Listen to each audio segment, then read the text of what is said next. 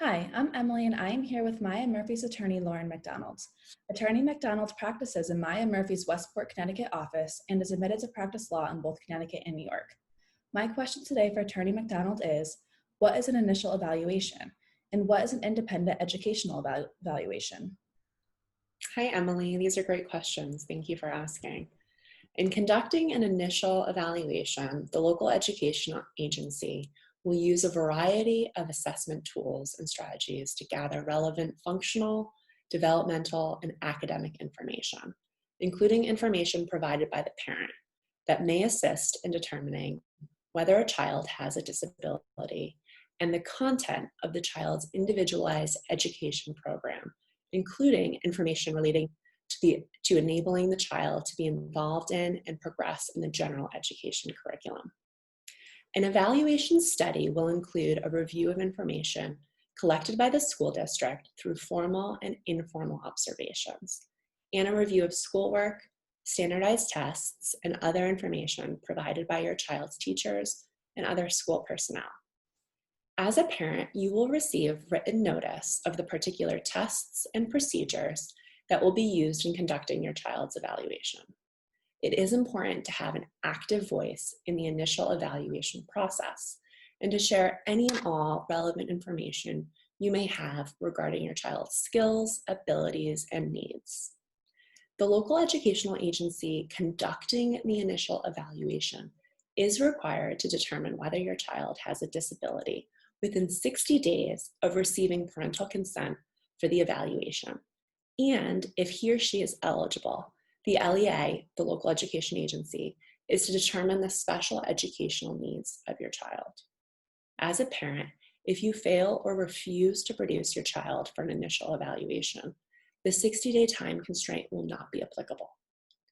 Following the initial evaluation, your child's PPT or IEP team will meet to evaluate the data and determine whether your child meets the necessary criteria to receive special education and related services. As a parent, you will be provided with a written report of the evaluation that was conducted. If you disagree with the school district's evaluation, you may request an independent educational evaluation, referred to as an IEE. Upon a request for an IEE, the local education agency must provide information to parents as to where you may obtain an IEE and the necessary criteria in conducting an evaluation. An IEE is conducted by a qualified examiner who is not an employee of the local education agency, such as your child's private therapist. Moreover, a parent is not required to inform the school district in advance of plans to obtain an IEE. Although parents should work alongside their local education agency to resolve any disagreements pertaining to evaluations, there are times when an independent evaluation will be necessary and appropriate to resolve such disagreements. Parents have the right to an IEE at the local education agency's expense, unless the local education agency challenges the need for an IEE. If the local education agency challenges the IEE, they must, without unnecessary delay, file for a due process hearing to demonstrate that its evaluation was appropriate or that the IEE did not meet the requisite evaluation criteria.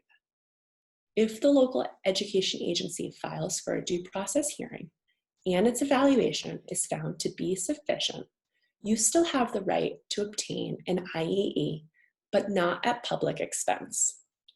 A parent is only entitled to one IEE at public expense each time the local education agency conducts an evaluation with which the parent disagrees. If, however, a hearing officer requests an IEE during the course of a due process hearing, the evaluation shall be conducted at the expense of the agency.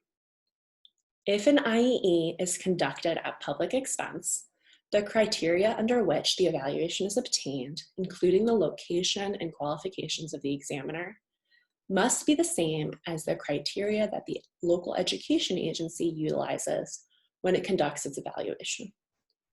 However, the results of the IEE, irrespective of who pays for it, must be considered by the school district when designing your child's educational program.